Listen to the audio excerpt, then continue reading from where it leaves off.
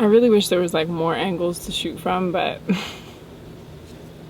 van life. Hey guys, another long awaited video. Another pretty popular question I get is, how do I get started in this lifestyle? How did I get started? It's like, what steps do I take? More often than not, this question is related to like the Pranic lifestyle or like Breatharian lifestyle when I do get this question. And I just want to start this video with a disclaimer that I cannot claim Breatharianism. I never have. I have done little clickbait things. Yes, I am guilty. Overall, I've just implemented Pranic lifestyle practices, and I admire the Breatharian community, and I like to again practice some of the things that they practice. But to sit here and say that, hi, I'm a Breatharian, would be a lie. And by the practices I mean like fasting, eating from the sun, like getting like feeling full from the sun, breathwork obviously, and just kind of living with less overall. That to me are some of the characteristics of like a Pranic lifestyle that I would say I implemented into my life. How to get started, right? Like how does one just be like, I don't need food? That's kind of like the way most people ask me, like, teach me how to not want food. I can't do that, but I can, I guess, share my experience and kind of just give you some pointers. A lot of this might be a broken record, but for newbies, maybe, you know, it'll be nice, and maybe for oldies, it'll be a good refresher. But let's get into it. Personally, I think the way you start every day sets the tone for the entire day. Your morning routine is everything, personally, like in my opinion. And so that's where it kind of started for me. I always kind of like wanted a morning routine,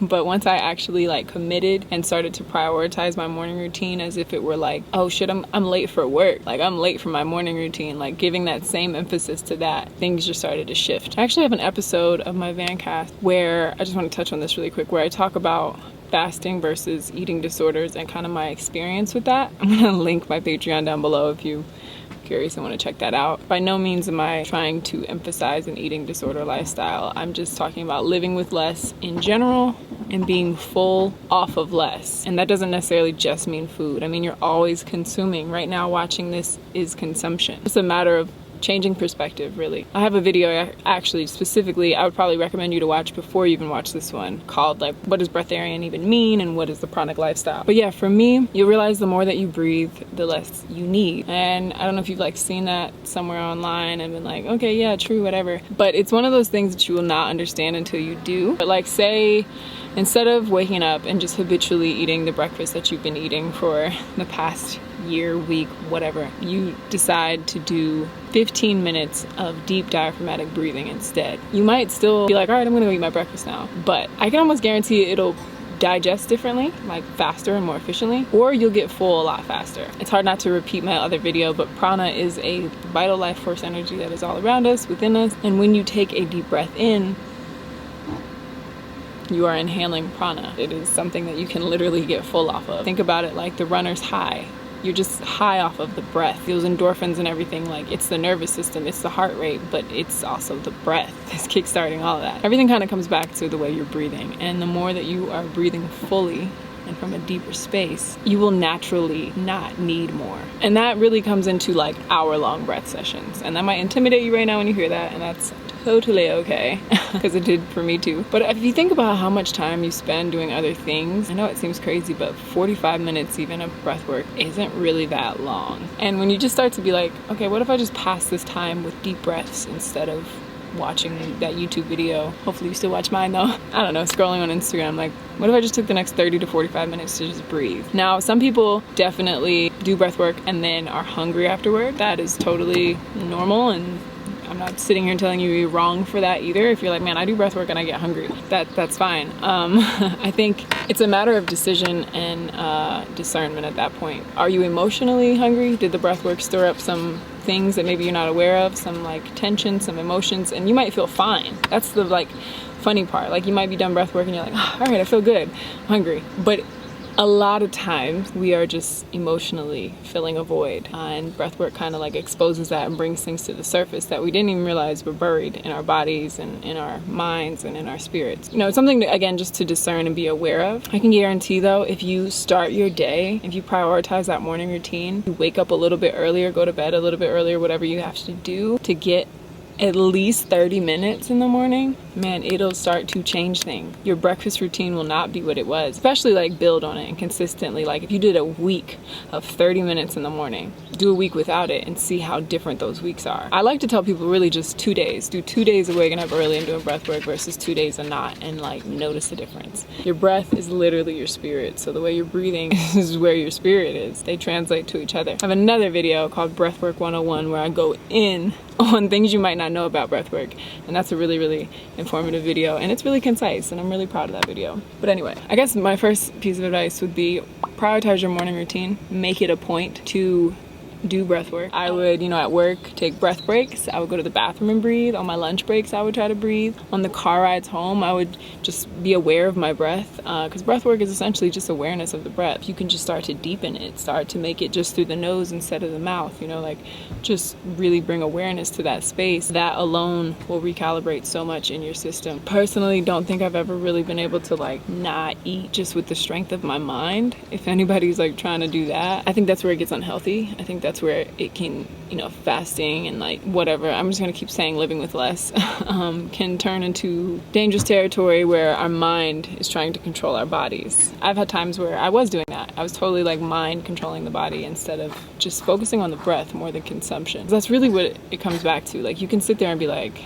I'm fasting, I'm fasting, I'm fasting, I'm fasting, I'm fasting. But like when you start to do breath work, you just don't get the same appetite. You just don't have the same desires. And when there's no desires, all things are at peace. Word to the Tao. Your needs just naturally decrease when you just breathe more. Like it just naturally happens. And I think that is the healthier way to go about this lifestyle. I can fully say like when I'm not doing an hour in the morning of breath work, hour before bed, or getting at least an hour. These days I do like a lot more breath work. I've been doing like 2 to 3 hours a day. I've just been really living with less in so many ways. It's phases and it's ebbs and flows. So like I guess number 2 we're gonna follow up here is like patience in the process. I didn't start that way. I didn't even really plan to get that way. A lot of you guys might have joined in last year, 2020, when I was on like a 70-day liquid fast, smoothies and juices. So again, if you don't count that as a liquid fast, that's totally fine. But I did not chew for 70 days. And so a lot of people were just like, how do I do this? How do I get started? I want to do this. And it just became like a lifestyle thing. And it still really is. Like it's just really like a lifestyle thing. And I go through ebbs and phases and flows and ups and downs. And some weeks I don't breathe as much as I did the other week. So my cravings and my needs and everything feels like more intense. But like there's no better feeling than not needing. And again, like beyond food, like just minimal lifestyle in general. Like I'm not telling you to go live in a van, but kind of like the external weight we have, internal weight, like it's all, there's no separation. So like look around the room you're currently in, or the belongings you have, and really just like what's weighing you down. Can you lighten up the load? I think less is more just has become such a part of my brain, and it's so true in every single aspect of life. But again, like taking your time and being patient and enjoying the process, enjoying the phases. I fast like whenever I kind of want now, instead of like setting this big goal or setting this big like number and living off of like, all right, June 1st we're doing this. I'm not totally against people that do that, and who knows if I'll I might do that in the future. But right now at this stage in my life, if I just don't have the need, then I'm good. Feeling complete, feeling full, getting full off of running, getting full off of listening to music. That's like probably my favorite thing. Like I always say music is like my favorite food. Getting full off of painting, whatever it may be, hanging out with friends. There's so many things that are so full of life. This is like a touchy video and a little hard for me to make because I've gotten a lot of backlash for promoting eating disorders, and that was never the point. I was simply sharing my experience and my story. Everybody takes everything personal these days. It's 2021. But if you are interested in like trying to get started in this lifestyle, make it fun too. I guess that's number 3. That'll be probably my last little tip. I'm freestyling this video right now. There's been times when I've been on this journey, Pranic lifestyle, and it's felt like a chore. And in the beginning, it definitely felt like a chore. Like sitting down and breathing and being present with my breath for 45 minutes, like I don't want to do this. For me, I don't know, music is just such a huge part of my everything. If you can make a playlist, and that's the thing, guys, like it doesn't have to be Zen music. I have done breathwork to Beyonce's Lemonade album. I've done breathwork.